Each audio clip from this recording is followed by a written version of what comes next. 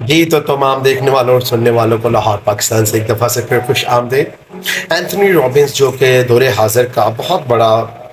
Public speaker بھی ہے، motivational speaker بھی ہے، اور اس کی بہت ساری کتابیں ہیں،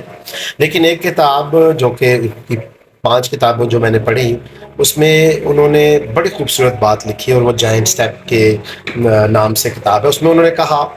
کہ جتنے آپ زیادہ فیصلے خود سے کریں گے اتنے ہی آپ اچھے بن جائیں گے کہ آپ مستقبل میں اچھے فیصلے کر سکیں۔